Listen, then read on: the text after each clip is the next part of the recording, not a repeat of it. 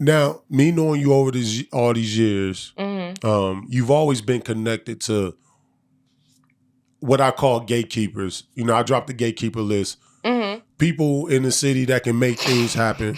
Like you said, you dropped DOC, DJ D-Real, you was rocking with him. Yeah. Why does Mia, because even you and I tried to work a little bit, why does Mia have this zero tolerance that it doesn't allow her to work with a team? Because things ain't going to always go perfect. Because I've been through a lot. So I know I just have zero tolerance. Like, you know what I'm saying? Like, what are we still working towards if it's not sitting right with my spirit? You know what I'm saying? Or if something isn't going my pace, or it just has to, it's the feeling, it's the vibe. If it's not going my vibe, my pace, I'm good. I don't care who it is. Have you ever had a vibe or a pace in your head and it turned out to be wrong? Never. So you feel like every time you had a premonition? Every time. Okay, I can't argue. Like, even when people was like, I remember when I started singing and people was like, you can't sing, that doesn't work. You have to choose rapping or singing. You can't do both. Da, da, da, da, da. And I was like, no, I want to do both. And it boomed for me. And then people was like, I'm so proud of you. Congratulations. Like, that's just how it always is. Like, somebody says, don't do this. And I say, this is what my spirit is telling me to do. And then I do it. And then it's congratulations.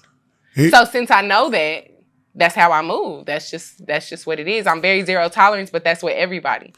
But people know, like, I have a track record for people saying, even when labels come here and ask for artists, Mia's a bitch. Don't work with Mia. You know what I'm saying? Because people know I'm not going to take no shit.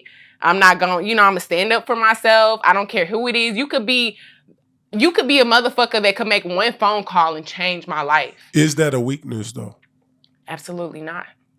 Okay. Because I'm being true to myself. And if my spirit is telling me to do it, that's my ancestors, that's God, that's somebody, that's something that I trust more than myself. So I don't give a fuck about that. That means that the outcome is going to be way better if I stick to that, if I listen to myself and stay real. So even though, like I said, I've dated millionaires and basketball players and this and that, it was never about me making it or me being famous. Because if that was the case, I would have been gone. It's about me staying true to myself and keeping my soul.